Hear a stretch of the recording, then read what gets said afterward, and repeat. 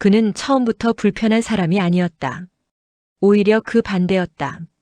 말을 잘 들어주었고 반응은 섬세했으며 대화가 끝나면 항상 이런 말을 덧붙였다.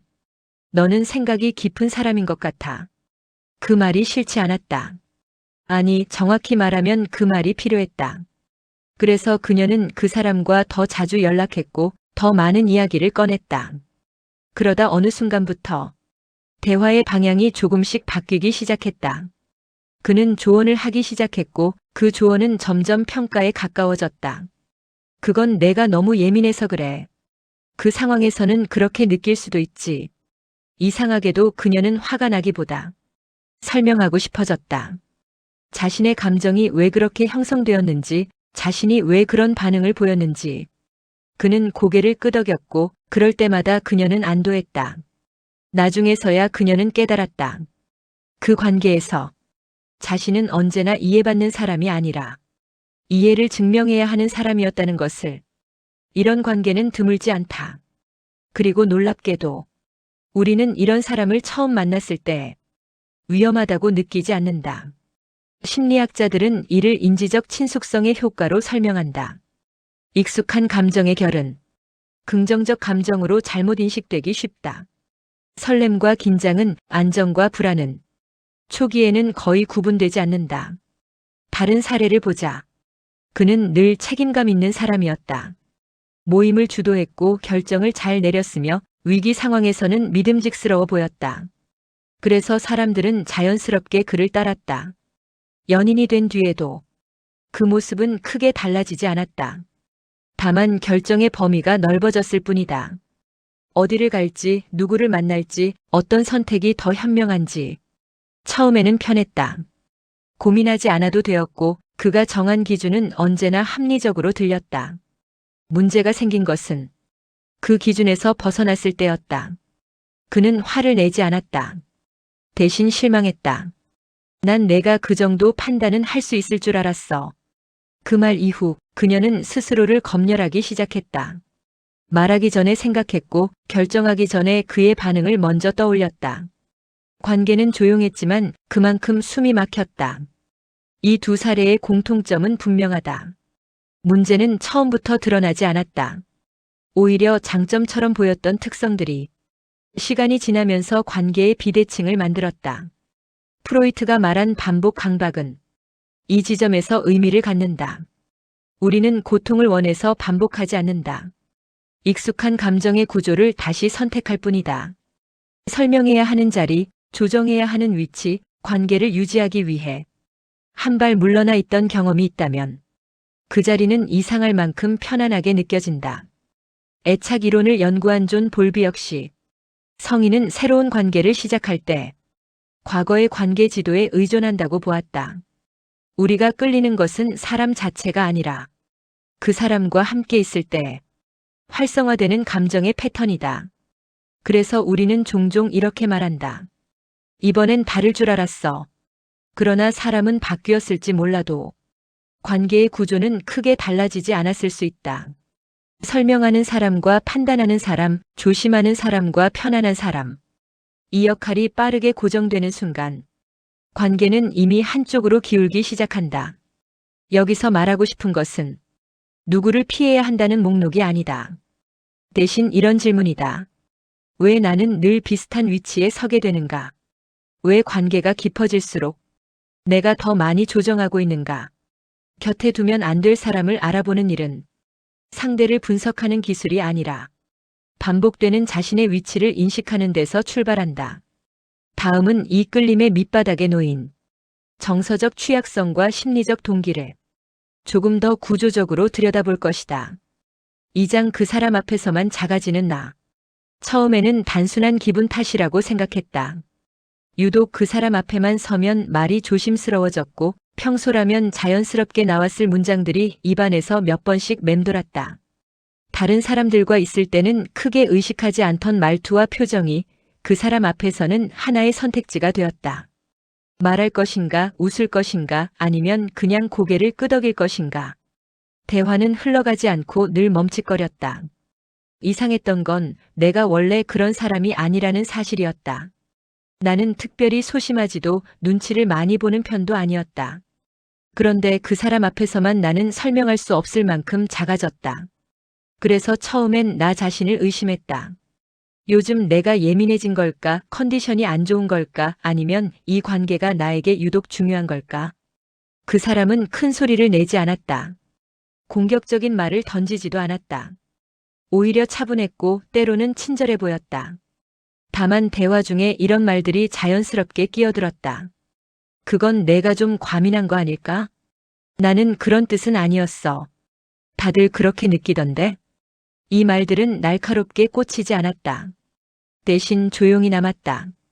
대화가 끝난 뒤에도 그 문장들은 머릿속에서 반복됐다. 내가 잘못 이해한 건 아닐까? 내가 너무 민감한 건 아닐까? 사회심리학자들이 말하는 자기 의심의 내면화는 이렇게 시작된다. 타인의 해석이 반복될수록 우리는 점점 자신의 판단을 믿지 못하게 된다. 알버트 반두라가 말한 자기 효능감은 이런 관계 속에서 서서히 마모된다. 무능해진 것이 아니라 무능하다고 느끼도록 학습되는 것이다. 어느 순간부터 나는 말을 줄였다. 농담을 하기 전에는 한 번 더 생각했고 의견을 말하기 전에는 표정을 살폈다. 혹시 기분을 상하게 하지는 않을지, 괜히 분위기를 어색하게 만들지는 않을지. 이 변화는 극적이지 않았다. 그래서 더 알아차리기 어려웠다. 심리학자 어빙 고프먼은 우리가 사회적 관계 속에서 끊임없이 적절한 자아를 연출한다고 말했지만 그 연출이 지나치게 많아질 때 사람은 스스로를 잃기 시작한다. 그 사람 앞에서의 나는 표현하는 사람이 아니라 검열하는 사람이 되어 있었다. 불편함은 분명히 존재했지만 말로 설명하기는 어려웠다. 폭언도 없고 명백한 무례도 없었다. 그럼에도 몸은 긴장했고 대화가 끝나면 이상하게 지쳤다. 이런 관계에서는 이성이 아니라 감각이 먼저 반응한다. 머리로는 괜찮다고 말해도 몸은 이미 안전하지 않다는 신호를 보내고 있었던 것이다. 사람들은 종종 묻는다. 그렇게 힘들었다면 왜 바로 떠나지 않았느냐고. 하지만 관계는 단순한 선택의 문제가 아니다. 그 사람은 나를 완전히 무시하지도 노골적으로 지배하지도 않았다. 오히려 적절한 순간마다 인정과 관심을 건넸다. 그래서 나는 계속 균형을 맞추려 애썼다. 조금만 더 잘하면 괜찮아질 것 같았다. 심리학에서는 이를 조건부 승인이라고 부른다. 인정이 예측할 수 없이 주어질 때 사람은 더 깊이 매달린다. 스키너가 말한 간헐적 강화처럼 가끔 주어지는 긍정은 오히려 관계를 끊기 어렵게 만든다. 돌이켜보면 나는 그 사람 앞에서 작아진 것이 아니라 작아지도록 조정되고 있었다. 그 과정은 너무 조용했고 너무 일상적이어서 나 자신조차 그것을 문제라고 부르지 못했다.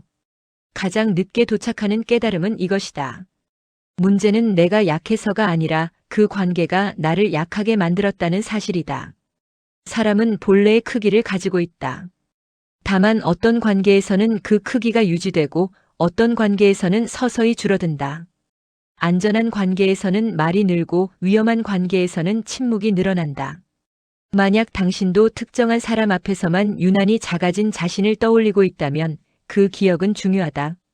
그것은 당신이 예민해서가 아니라 이미 무언가 잘못되고 있다는 신호를 감지하고 있었다는 증거이기 때문이다. 그 관계가 나를 아프게 한다는 사실은 이미 여러 번 확인했다.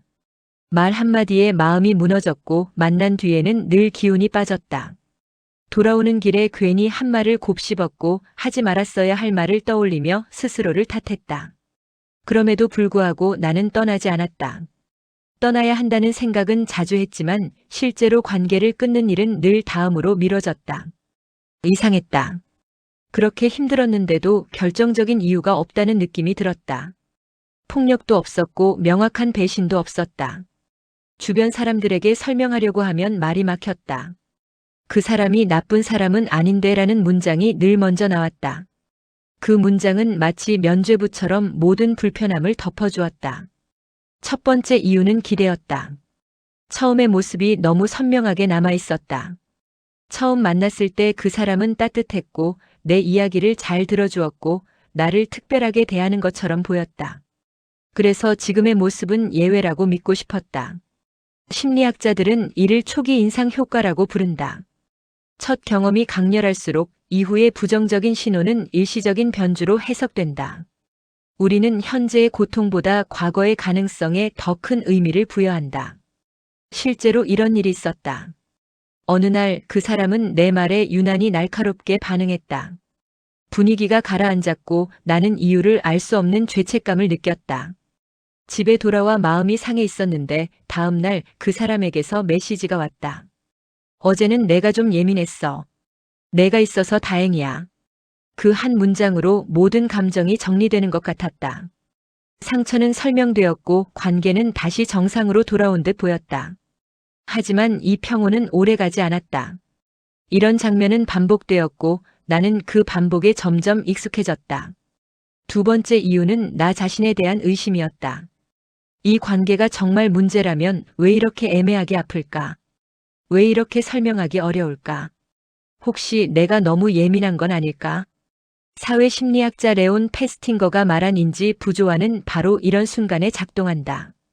내가 선택한 관계가 나를 힘들게 할 때 사람은 관계를 버리기보다 자신의 감정을 의심한다. 관계를 유지하는 편이 자아를 보호하는데 더 쉽기 때문이다. 또 하나 중요한 이유는 책임감이었다. 그 사람의 말과 행동 뒤에는 늘 이유가 있는 것처럼 보였다. 힘든 과거, 불안정한 환경, 상처받은 경험들. 나는 그것들을 이해하려 애썼다. 이해는 곧 인내가 되었고 인내는 곧 의무처럼 느껴졌다. 이 정도는 참아야 하지 않을까, 내가 조금만 더 배려하면 괜찮아지지 않을까라는 생각이 반복되었다. 심리학에서는 이를 공감의 오용이라고 부른다. 타인을 이해하려는 능력이 자신을 보호하는 경계를 넘어서면 이해는 스스로를 소진시키는 도구가 된다. 떠나지 못한 이유는 사랑이나 우정만은 아니었다. 그 관계에 투자한 시간과 감정도 컸다. 이미 너무 많은 이야기를 나눴고 너무 많은 순간을 함께했다. 이제 와서 그 모든 것이 잘못된 선택이었다고 인정하는 일은 생각보다 고통스러웠다. 행동경제학에서 말하는 매몰 비용 효과는 인간관계에서도 똑같이 작동한다. 이미 지불한 감정의 대가가 클수록 우리는 더 오래 머무른다. 그러나 가장 깊은 이유는 이것이었다. 떠난 뒤에 나를 상상할 수 없었기 때문이다. 그 관계가 나를 힘들게 했지만 동시에 나의 일상이기도 했다. 연락이 끊기면 무엇이 남을지, 그 공백을 내가 감당할 수 있을지 알 수 없었다. 익숙한 불행은 낯선 평온보다 덜 두렵다. 그래서 우리는 아픈 관계 안에 머문다. 어느 순간 깨닫게 되는 사실이 있다. 떠나지 못한 이유들은 대부분 그 사람 때문이 아니라 나를 붙잡고 있던 심리적 장치들이었다는 것. 기대, 자기의심, 책임감, 투자한 시간, 그리고 두려움. 이 장치들은 조용히 작동하며 관계를 끊지 못하게 만든다. 상처받고도 떠나지 못했던 나는 약해서가 아니었다. 인간이라서 그랬다. 문제는 그 사실을 너무 늦게 이해했다는 것이다. 하지만 이 이해는 중요하다. 왜냐하면 같은 이유를 알아차리는 순간 같은 관계는 더 이상 반복되지 않기 때문이다.